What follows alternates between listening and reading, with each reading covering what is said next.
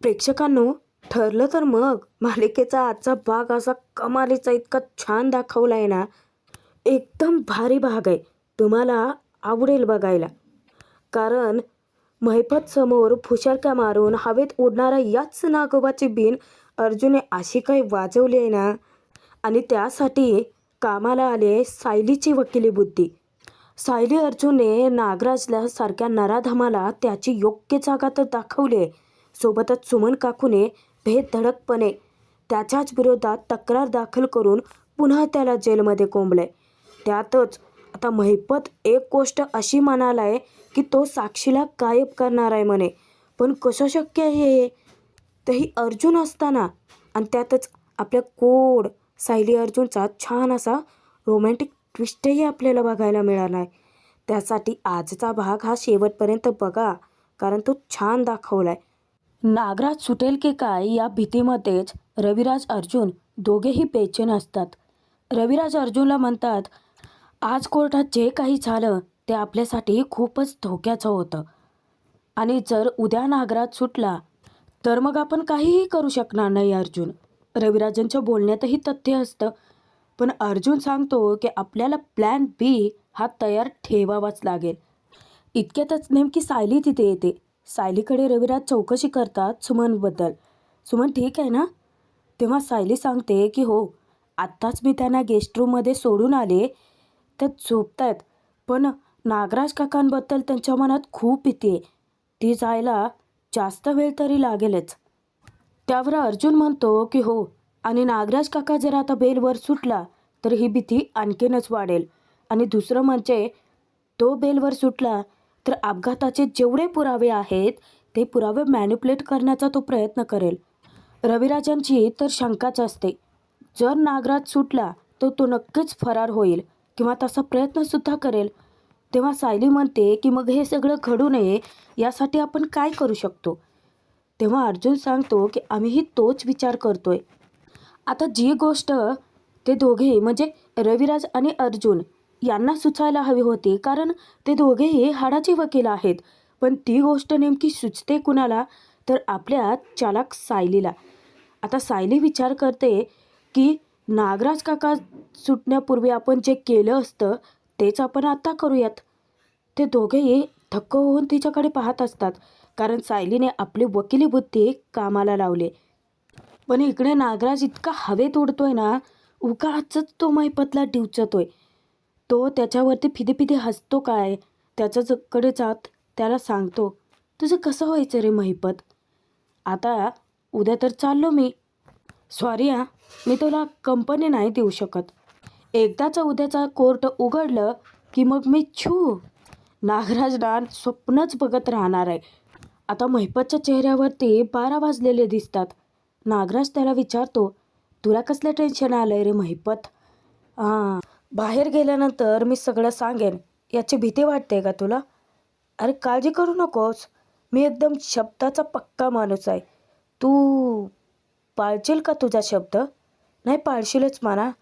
शब्द तर तुला पाळावा तर लागेलच ना महिपत. नाहीतर या पोलिसांच्या पहाऱ्यात फ्युनरलला जाण्याची पाळी येईल तुझ्यावरती. आता तो कुणाबद्दल हे सगळं बोलतोय ते सगळं महिपतला अचूक समजतं. कोणाच्या फ्युनरलला जावं लागेल? लक्षात आलं ना तुझ्या? हां, आपण एक नंबर जेंटल माणूस, एकदम व्हाईट कॉलर. एकदा शब्द दिला की तो आपण पाळतोच. नागोबाने या महिपतच्या अशा नाड्या आवळल्यात ना, म्हणजे एकदम दुखरी नस अशी दाबून धरली. पण हा नागराज पण कर्मानेच मरणार. त्यानंतर दुसऱ्या जीवर उजाडतो खरा. नागराजचं स्वप्न आता पूर्ण होणारच असतं, कारण एक हवालदार येऊन नागराजला सांगतो की चला बेल झाली तुमची. आता तो इतका महिपतवरती मोठमोठ्याने हसत असतो. जेव्हा तो त्या जेलच्या बाहेर पडतो, हवालदाराकडून थोडा टाईम मागून मुद्दाम तो पुन्हा महिपतला टिवचतो. असं करून नागराजला स्वतःच्याच पायावर दगड मारतो, कारण पुढे काय होणार आहे याची कल्पनासुद्धा केलेली नाही आहे याने. महिपत, अय महिपत, अरे तू तर एवढा हुशार माणूस, कायद्याच्या पळवाटा खाचाखुचा माहिती असलेला माणूस, आणि तरीसुद्धा तू जेलमध्ये इथे सडतोयस. महिपत, आता तुझं बघ बाबा, मी तर चाललो बाबा. आपण एकदम जेंटलमॅन माणूस, म्हणजे जे काय केलं ते सरळ कायद्याच्या मार्गाने केला. आता कोर्टाला कळलं नागराज किल्लेदार निर्दोष आहे, म्हणून तर त्याने मला बेल दिली. पण तू बस आता इथेच सडत, आपल्या मेलेल्या मुलीची आठवण काढत. नागराज महिपतला डिवचून एवढं तोंडसुख घेतोय ना, जेव्हा त्याला कळेल ना दुसरा आरोप लागून पुन्हा जेलमध्ये यायचा आहे, त्यावेळेस महिपत चांगली मजा घेणार आहे याची. गुपचूप चालला होता तर जा ना बाबा, आता हा नागराज पुन्हा फिरून येतो. अरे महिपत, ते मुलीच्या आठवणीवरनं आठवलं मला. ते लक्षात आहे ना तुझ्या आपलं डील?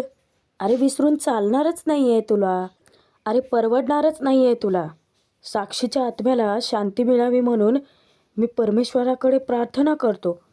पण तिला खरोखरची शांती मिळायची असेल तर, कळलं ना तुला? तेव्हा महिपतच्या रागाचा पारा चढतो आणि तो ताट फेकून मारतो. पण नागराजला लागेल कसं? महिपत जेलमध्ये आहे ना. अर्थात जेलच्या दरवाजाला लागून ते खाली पडतं. आता तो हवालदार नागराजवाला ओरडतो, अहो काय चाललंय तुमचं, चला. महिपतवरती फिदी फिदी हसत नागराज आता बाहेर जातो. तिथे भालेराव त्याची वाट पाहतच असतो. भालेरावचं तो कौतुक करतो व किंवा नाही म्हणजे कमालच केलीत तुम्ही, बघता बघता मला बेलच मिळवून दिली की. तेव्हा भालेराव सांगतो की नागराज साहेब, अहो हे तर आमचं काम आहे ना.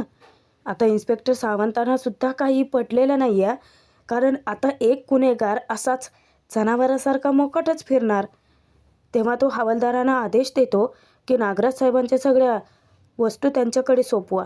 आता नागराज मस्त आपलं घड्याळ चेन वगैरे घालून तयार होऊन निघालेलाच असतो. आता भालेराव आनंदाने नागराजला विचारतो की चला निघायचं का. पण या नागराजच्या पापांचा घडा इतका भरलाय ना की तो काही इथून सुटूच शकत नाही. एक नसला तर दुसरा आरोप लागून हा पुन्हा जेलमध्ये राहणार. जेव्हा तो वळतो, समोरून अर्जुनची पेकाडात लात पडते. जोराचा धापकन खाली पडतो तो. नंतर तो अर्जुनवरती इतका चवताळतो, हा काय प्रकार आहे अर्जुन? मान्य आहे की तुझा माझ्यावरती राग आहे, पण हे सगळं असं वागायचं?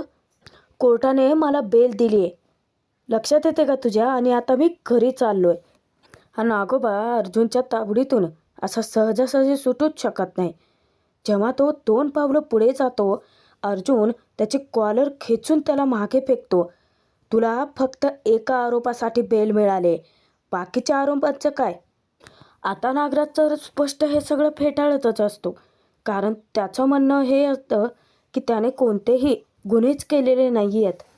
पण तरीच म्हटलं की एवढा वेळ हा भालेराव नावाचा किडा कसं वळवळत नाही आहे. तो अर्जुनला डायरेक्ट धमकावायलाच लागतो.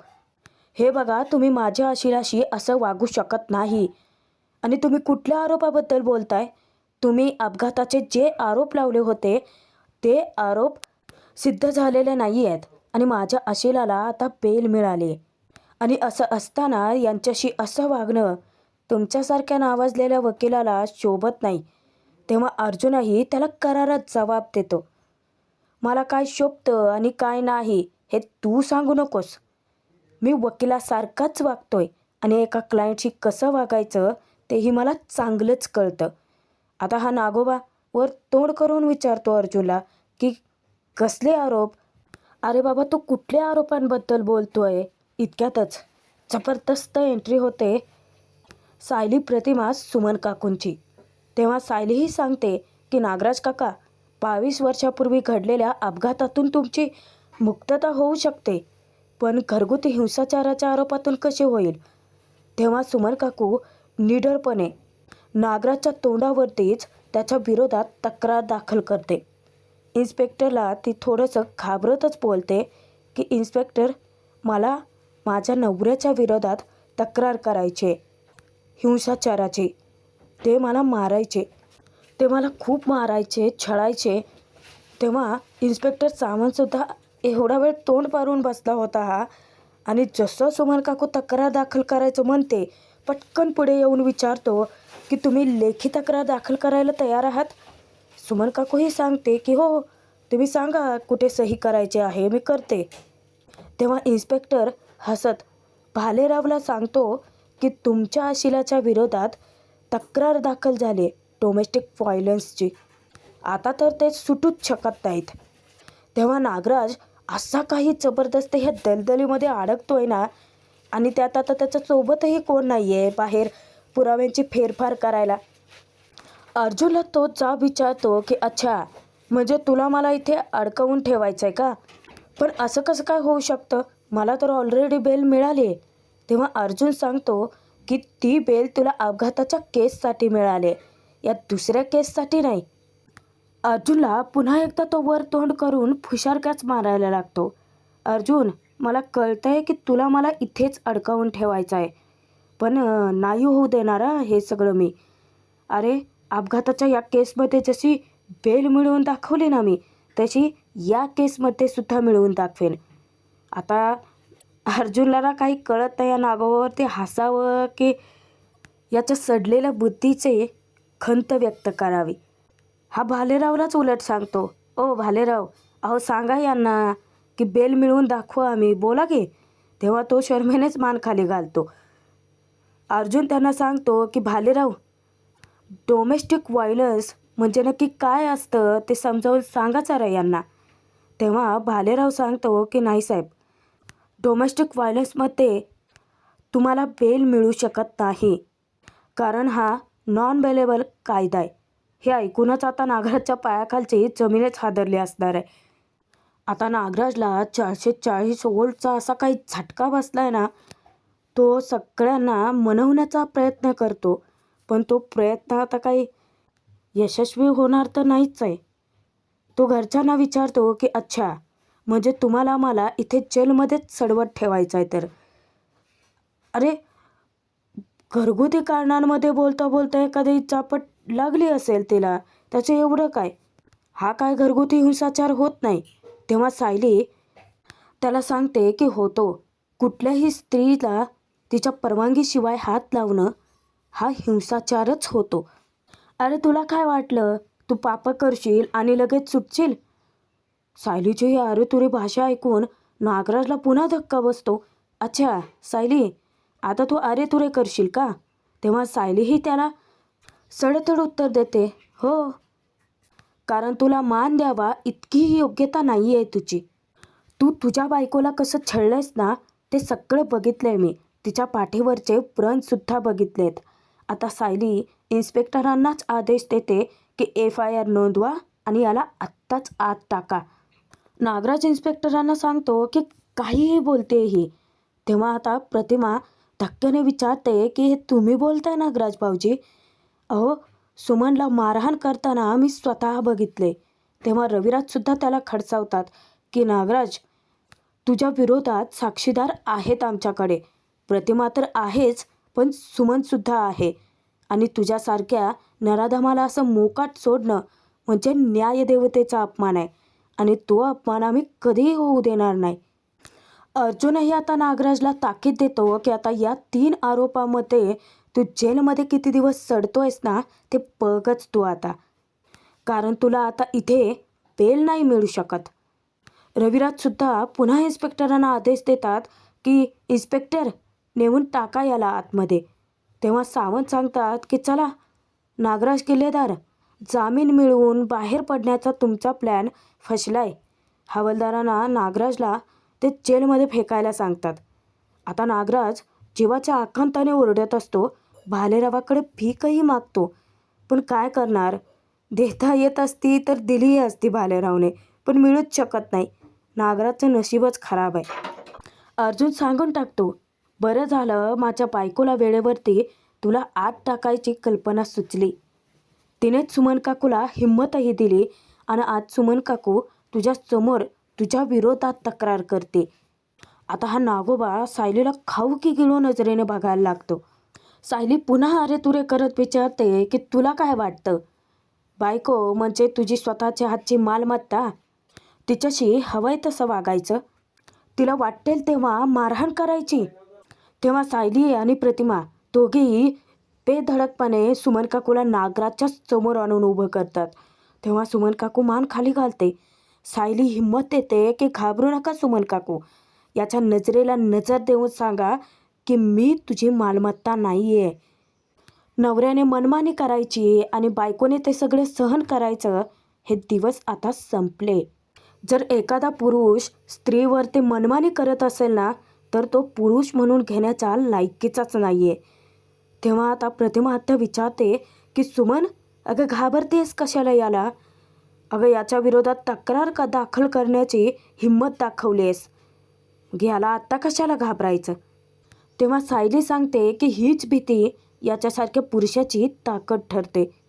जेव्हा त्याच स्त्रीची दुर्गा होते ना, तेव्हा यांच्यासारख्या भेकडांना कुठे तोंड लपवावं तेही कळत नाही.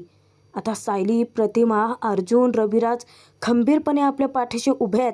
इतकं मोठं पाठबळ घेऊन सुमन काकू लढते आणि ती नागराच्या नजरेला नजर भिडवते सुद्धा.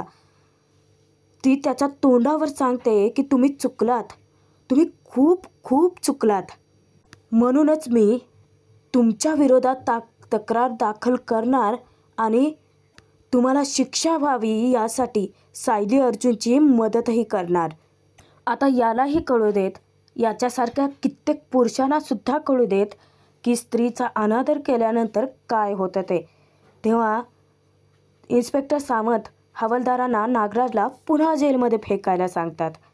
नागोबाने ना महिपतला डिवचून सापाच्या शेपटीवर पाय ठेवायला नको होता, कारण अर्जुनने वाजवलेलं बिनवरती त्याला नाचावं तर लागणारच होतं.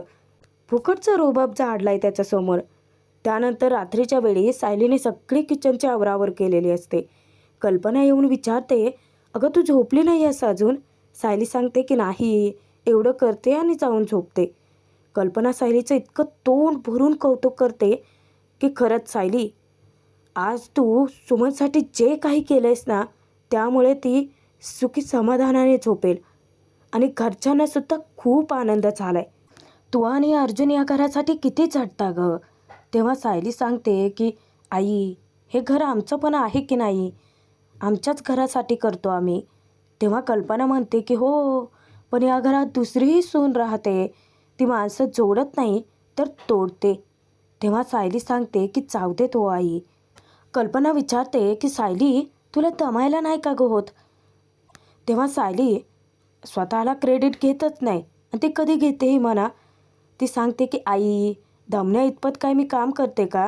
तेव्हा कल्पना म्हणते की काय हे, अगं आज दिवसभर तुझी किती दगदग झाली असेल, झोपायची गरज मला नाही आहे तर तुला आहे. सायली आता बोलता बोलता जांभया देत असते आणि तिची कामं राहिलेत ते सांगत असते. आता ती दूध फ्रीजमध्ये ठेवणार तेव्हा कल्पना आईसारखं ओरडते तिला, गुपचूप तू जाऊन आराम करचा, ही राहिलेली कामं आहेत ना ती माझं मी करते. आता जर तू माझं ऐकलं नाही ना सायली, तर ओरडे ना मी तुला. आज दिवसभर तुझे कामामध्ये किती दगदग झाले, साधं तुला अर्जुनशी बोलायला वेळ तरी मिळाला का? आता तुझा अर्जुनशी थोडा वेळ गप्पा मार, इथली सगळी कामं मी करते. तेव्हा सायली म्हणते की ठीक आहे, जाते मी. आता इकडे जेलमध्ये भारी मजा येणार आहे या प्रेक्षकांनो, कारण आपल्याला बेल मिळणार. म्हणून थया नाचत सुटलेल्या नागराजने महिपतला बोलून इतकं तोंडसुख घेतलं होतं, पण म्हणतात ना कर्म फिरून आपल्यावरतीच येतं, तसं काहीसं या नागराजच्या बाबतीत घडले. महिपत येऊन चांगलीच नागराजची टांग खेचतो. तो विचारतो की काय रे नाग्या, मला ना रात्री एक स्वप्न पडलं रे. कोणीतरी माझ्या कानात येऊन कुजबुजलं की दुसऱ्या दिवशी तुला डायरेक्ट जेलाच्या बाहेर जायचं आहे. आणि जेलाच्या बाहेर गेलेला तो लगेचच पोलिसांच्या पहाऱ्यात पण आला. अरे रे रे रे रे रे रे, नाही नाही नाही नाही नाही, ते स्वप्न नव्हतं. खरं तर एक जण अशाच फुसयारका मारत होता. बाहेर जाऊन मनभर शेण खाऊन येऊन तोच इथे बसलाय. महिपत विचारतो, नाग्या, अय नाग्या, काय झालं? तोंड बंद झालं की काय? तोंड करी बातान तसं झालंय तुझं. काय रे नागोबा, तोंड वर करून इथे फुशारक्या मारण्याऐवजी एक गोष्ट लक्षात घ्यायला हवी होती. तू शेर तर तो सव्वा शेर. अर्जुन सुभेदार तुला जेलाच्या बाहेर थोडीच येऊ देणार आहे.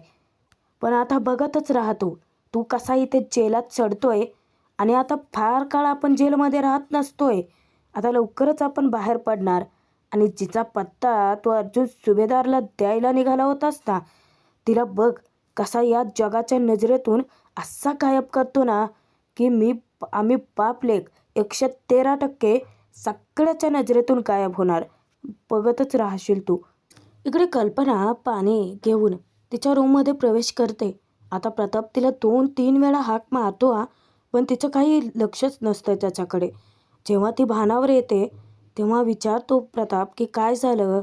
कल्पना सांगते, मी ना सायली अर्जुनचा विचार करते. आता तो घाबरत विचारतो की काय झालं, दोघेही भांडलेत का पुन्हा. तेव्हा कल्पना म्हणते की अहो, भांडायला त्या दोघांना फुरसत तरी मिळायला हवे. त्या दोघांना एकमेकांशी बोलायलाही वेळ नाही आहे. सायली तिच्या घरकामात आणि अर्जुन त्याच्या कामात बिझी असतो. बरं, सायलीला थोडाफार वेळ मिळाला घरात तर ती अर्जुनची कामात मदत करते.